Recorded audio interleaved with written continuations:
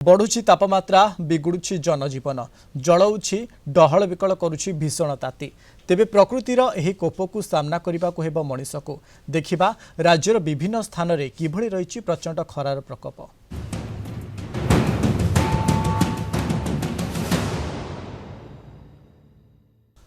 खोर्धा जिला बेगुनिया अंचल में चिंता बढ़ाऊँगी एवं विद्युत अव्यवस्था बाहर ज्येष्ठर प्रचंड ताती भितरे लो भोल्टेज सांगक घन घन विद्युत काट्र लुचकाड़ी खेल अस्तव्यस्त हो जाउछि जनजीवन वर्षा पवन हेले कथा सरीला लोके कलबल हो जाउछंती विद्युत विभ्राट को नहीं उठी अनेक प्रश्न।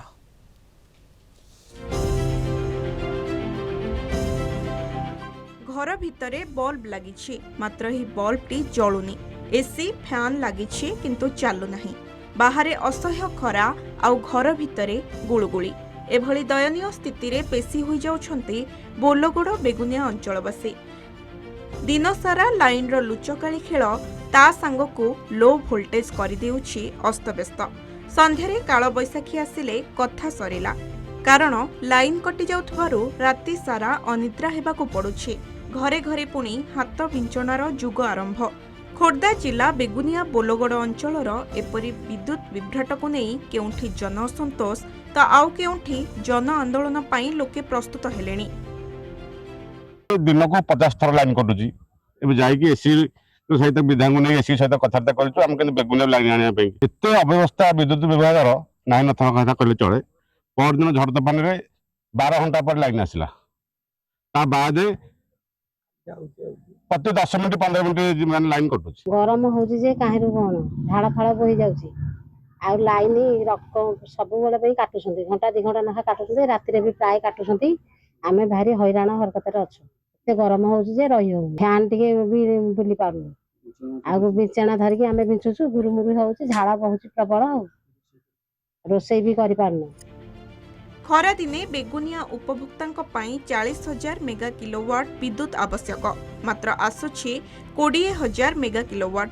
सेहीपरि बोलगोड़े मध्य समान स्थिति कारण विद्युत उपभोक्ता माने घर प्रति 1 ରୁ 2 किलोवाट लोड नहीं। खरा दिने एयर कंडीशनर और फैन रो अधिक व्यवहार हेतु लोड बढ़ी जाउछि फलरे विद्युत विभाग ठीक से ट्रांसफॉर्मर जोगाई पारुनी। एसबु कारणरू लो वोल्टेज समस्या सहित विद्युत विभ्राट सृष्टि हेउथबा कर्तृपक्ष कहउचंते अत्यधिक खरा जोगु विभिन्न सबस्टेशन रे आर्थिंग त्रुटि एवं विद्युत विभागर मेंटेनेंस अभाव अन्य एक कारण बोली कहा जायछि। खोर्धा जिले बेगुनिया पंचायत गोटे इतिहास प्रति 10 मिनट थरा लाइन अप डाउन हबो तापर लाइन एते लो वोल्टेज हाथ पखा जोरे बुले टिके पवन होउची फैन जमा बुलु नाही जो लोक माने पाखे पैसा पत्र अछि से घर एसी लगे दैछंती इन्वर्टर आनि दैछंती जो माने अछंती गरीब निरीह लोक से माने बिल्कुल खरारे पूरा हतसत ही पूरा बाहर आसी पूरा बसचंती जति आवश्यकता रहिछि वर्तमान इलेक्ट्रिक दरकार होछि गां को जति से हिसाब ट्रांसफॉर्मर बस पार नाही यार प्रथम जिंस द्वितीय मुख्य सतर रहिला वर्तमान आज्ञा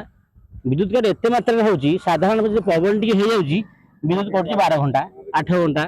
एवं एते खरा तापमात्रा लोक भाबुछन कि आइले घरे टिके 10 मिनिट बसी पडू प्रत्येक घंटे थरे लाइन कट लो वोल्टेज समस्या देखा गले अत्यधिक उत्ताप बढ़ी जा जो तापमात्रा देखते 3 दिन है जमी बढ़ी जाऊँगी आपंकर 50 डिग्री सेल्सियस पाखापाखि होमर विभिन्न अंचल लोड बढ़ी जाऊँगी 2 गुणा लोड बढ़ी जाए कंज्यूमर को लोड बढ़ी जाए भी सामयिक भाव से अंचल ट्रांसफॉर्मर लो वोल्टेज आम समस्या आम पाक आसूची फेज वाइज से गुड़ाक रिप्लेसमेंट ट्रांसफॉर्मर ऑपरेशन करने टीपीसीएल तरफ व्यवस्था करा जाउछि।